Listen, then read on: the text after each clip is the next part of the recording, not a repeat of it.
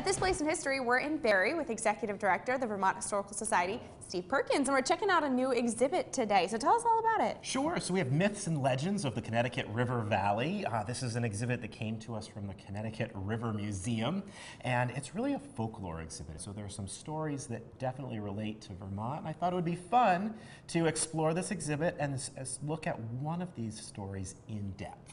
Okay, which one is that? So in the exhibit, they call it the spilled milk murder. We in Vermont call it the Orville Gibson case. Amanda Gustin from our staff, who's been doing some research on this and puts our exhibits together for us, is going to kind of lead us through that story. So Amanda, who was Orville Gibson? Orville Gibson was a farmer from Newbury, Vermont, dairy farmer, like many people in Vermont at that time.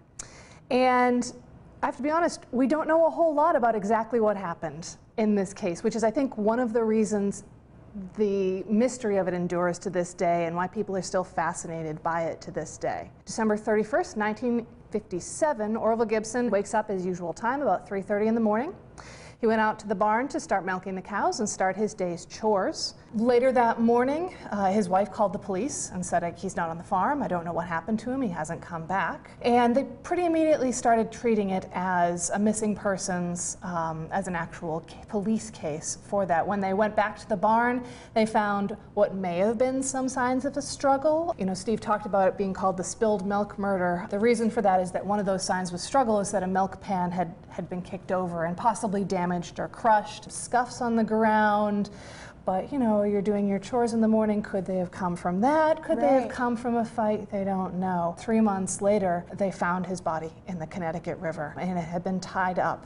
So pretty clear at that point that there was something out of the ordinary going on. They were thinking that something had gone wrong because of what had happened in the days leading up to his disappearance. So on Christmas Day, 1957, Orville Gibson got into some kind of altercation with his hired man on the farm.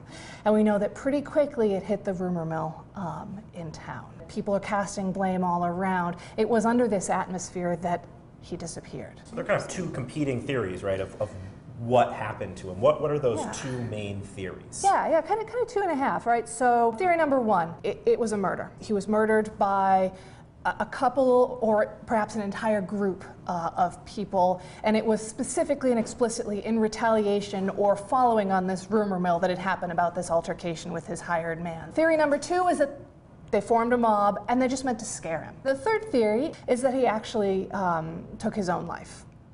Because the police had gotten involved with this altercation with his hired man, because the rumor mill had started to grind within the community, he was feeling pressure, ashamed, frustrated at the way he had been treated and talked about in the community. But under that theory, he did tie his own hands and feet. Is this possible? Is it impossible? People can argue it both ways, right? So I'm seeing something here, Life magazine. Why is that part of the exhibit? Did this garner national attention? It did. So it's got all of the elements to quickly become a Vermont story. There were editorials, news items, photographs, really across the country, and some articles you read will cite newspapers as far away as Scotland and Europe, actually talking about this case. It caught on to the imagination in a way. At this place in history.